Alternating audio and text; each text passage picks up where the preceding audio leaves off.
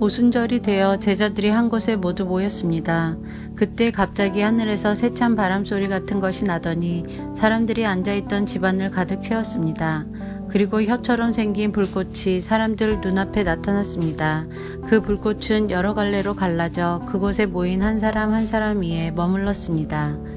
사람들은 다 성령으로 충만해졌습니다. 그리고는 성령께서 말하게 하시는 대로 자기들의 언어와 다른 외국어로 말하기 시작했습니다. 예루살렘에는 세계 각 나라에서 온 경건한 유대인들이 머물고 있었습니다. 이 말소리가 나자 많은 군중들이 모여들었습니다. 그들은 믿는 사람들이 자기네 나라 말로 말하는 것을 듣고는 모두 놀랐습니다. 군중들은 너무나 놀라 이상히 여기며 말했습니다. 보시오, 말을 하는 이 사람들은 모두 갈릴리 사람들이 아닙니까? 그런데 우리가 이 사람들이 저마다 우리가 사는 지방말을 하는 것을 듣게 되니 이것이 도대체 어찌된 일입니까? 우리는 바데와 메데와 엘람과 메소포타미아와 유대와 갑바도기아와 본도와 아시아와 부르기아와 밤빌리아와 이집트와 구레네에서 가까운 리비아 여러 지방과 로마와 날 때부터 유대인인 사람과 유대교로 개종한 사람과 크레타와 아라비아에서 온 사람들인데 우리는 이 사람들이 하나님께서 행하신 크신 일을 우리말로 말하는 것을 듣고 있습니다. 사람들은 모두 놀라 어리둥절했습니다. 다만 서로 얼굴을 쳐다보며 이게 도대체 어떻게 된 일이지요? 라고 말할 뿐이었습니다. 그러는 사람들 중에는 저 사람들이 술을 너무 많이 마셨다 하며 놀려댄 사람도 있었습니다. 베드로가 11명의 사도와 함께 일어서서 군중을 향해 큰 소리로 말했습니다. 유대 사람들 그리고 예루살렘에 사는 모든 주민 여러분, 이 일을 여러분께 설명해 드리겠습니다. 내가 하는 말에 귀를 기울여 주십시오. 지금은 아침 9시밖에 되지 않았으니 이 사람들은 여러분이 생각하는 것처럼 술에 취한 것이 아닙니다. 오늘 일어난 일은 바로 요엘 예언자가 예언했던 대로 이루어진 것입니다. 하나님께서 이렇게 말씀하셨습니다. 마지막 날에 내가 내 영을 모든 사람에게 부어주겠다.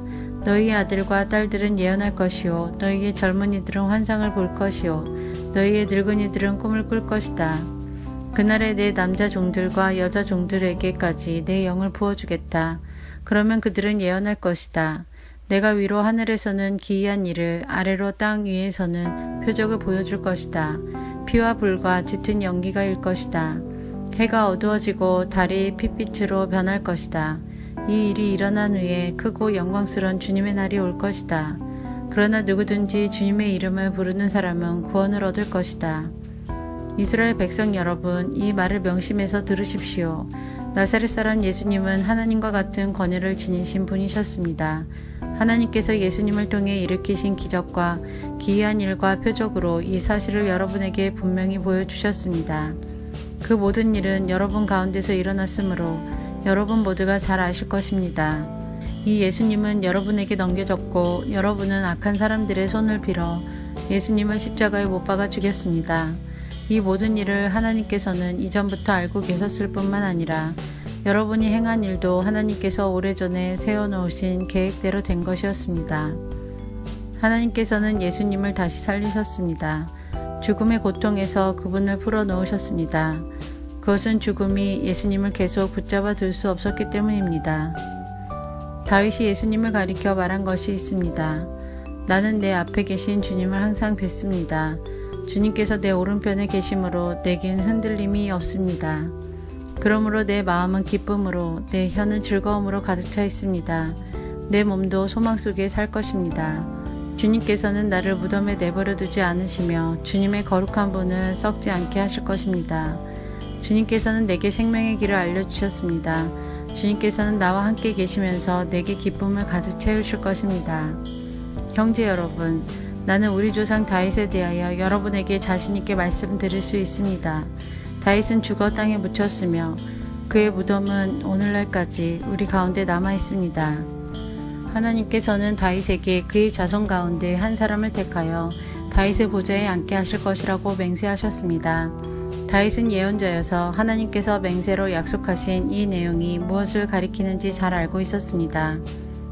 다윗은 이 내용을 미리 알고서 그리스도의 부활에 대해 이렇게 말했습니다. 그분은 무덤에 계속 머물러 있지 않았고 그분의 몸은 썩지 않았다. 이 말씀대로 하나님께서는 예수님을 다시 살리셨습니다. 우리 모두가 이 일의 증인입니다. 하나님께서 예수님을 높은 곳에 올려 하나님 오른편에 앉히자 예수님은 하나님 아버지께서 약속하신 성령을 받아 지금 여러분이 보고 들은 것처럼 우리에게 부어주셨습니다. 다윗은 하늘로 올라가 본 적은 없었지만 이렇게 말했습니다. 하나님께서 내 주님께 말씀하시기를 내 오른편에 앉아 있어라. 내가 내 원수들을 내 발 아래 둘 때까지. 그러므로 모든 이스라엘 백성이 분명히 알아야 할 것이 있습니다. 여러분이 십자가에 못 박은 이 예수님을 하나님께서는 주와 그리스도가 되게 하셨다는 사실입니다. 사람들은 이 말을 듣고 마음이 찔렸습니다. 그래서 베드로와 다른 사도들에게 우리가 어떻게 하면 좋겠습니까? 라고 물었습니다. 베드로는 이렇게 대답했습니다. 회개하고 여러분은 각각 예수 그리스도의 이름으로 세례를 받으십시오. 그러면 여러분의 죄는 용서받을 것이며 성령을 선물로 받게 될 것입니다. 이것은 여러분과 여러분의 자녀뿐만 아니라 먼 곳에 떨어져 사는 사람들, 즉 주 우리 하나님께서 부르시는 사람들에게 주시는 약속입니다. 베드로는 이 밖에도 다른 여러 말로 그들에게 호소하고 이 악한 세대에서 구원을 받으라고 권하였습니다. 베드로의 설교를 받아들인 사람들은 세례를 받았습니다. 그날 믿은 사람의 수는 3,000명이나 되었습니다. 사람들은 사도들의 가르침을 받으며 서로 교제하고 빵을 나누어 먹고 기도하는 일에 힘썼습니다. 사도들을 통해 많은 기적과 표적이 나타났습니다. 그러자 모든 사람들에게 두려운 마음이 생겼습니다. 믿는 사람들은 다 함께 모여 모든 물건을 공동으로 사용하며 살아갔습니다. 그들은 재산과 모든 소유를 팔아서 필요한 사람들에게 나누어 주었습니다. 그들은 날마다 한마음으로 성전뜰에 모였습니다. 그리고 집집마다 돌아가며 함께 모여 기쁘고 순수한 마음으로 식사를 같이 하였습니다. 그들은 하나님을 찬양하였으며 모든 사람에게서 칭찬을 받았습니다. 주님께서는 구원받는 사람을 날마다 늘어나게 하셨습니다.